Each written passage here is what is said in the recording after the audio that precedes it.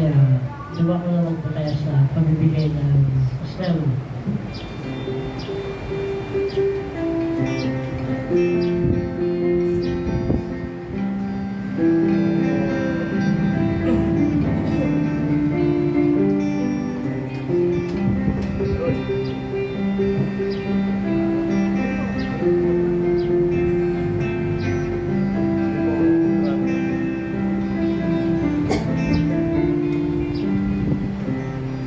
Purihin po ang ating Panginoong Jesucristo. Hallelujah. I-share ko lang po yung panaginip ko, Pastor, na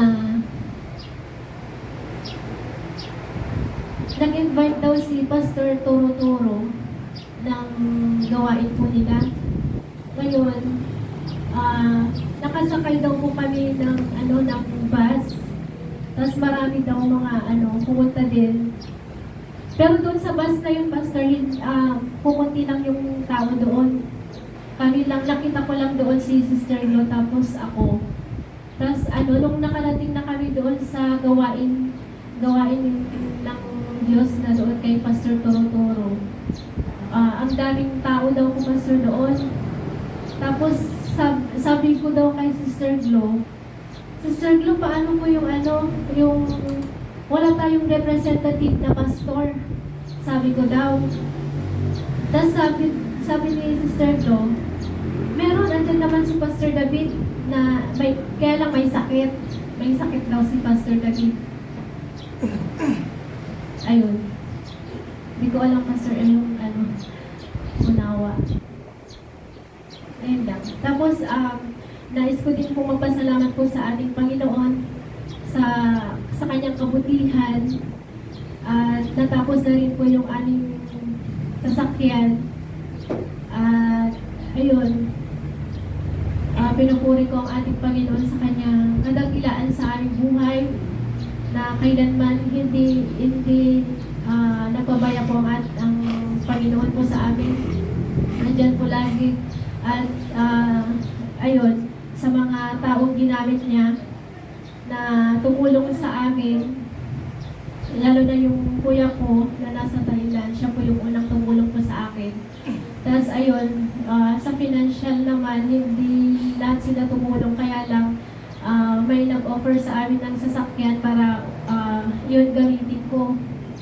Yung tita ko sa Mambo, tapos si Ate Venus, ayun. Pinupuri ko ang ating Panginoon sa kanyang kabutihan, sa lahat ng taong instrumento na ginagamit niya para sa amin. Hallelujah. At binabalik ko ang pansalamat at pagpuri sa Diyos na buhay. Amen. Praise the Lord. Hindi ko sino may kaloob sa inyo ng pagpapaliwanag? Kasi involved, Pastor Palermo, tapos kayo dalawang minister ko, Pastor Eden, tapos represent si Pastor David.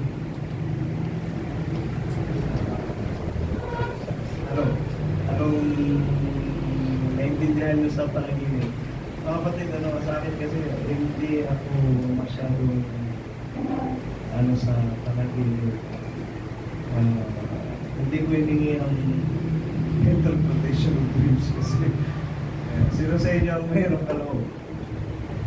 Amen. Wala. Hindi ko rin ako. Si Mrs. ang sinasabi. Yung ate niya kasi na worker dati, mayroong gift of interpretation of dreams. Ewan ko kung nashiran din siya.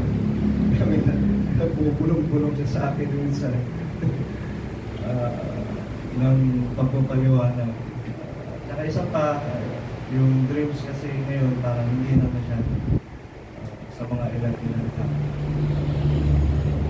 Ano, Mrs.? Ayaw na sabihin kayo. Siguro, bigyan natin ng chance si Pastor David. Magturo sa inyo rito. Invite natin siya. Siya yung may sakit. Eh, di ba magaling na? Yun lang ang nasagi sa isip ko. Ayan.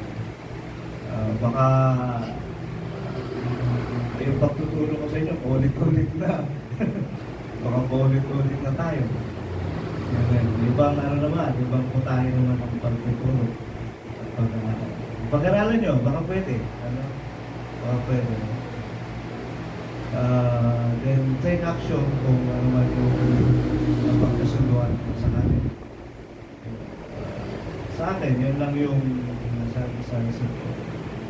Kasi ulitin lang, interpretation ng dreams, hindi ko kalo sa ibang mga nakapag-unawa. Yun lang yung dumating sa unawa ko. It's up to you. Kung anong naiintindihan ninyo.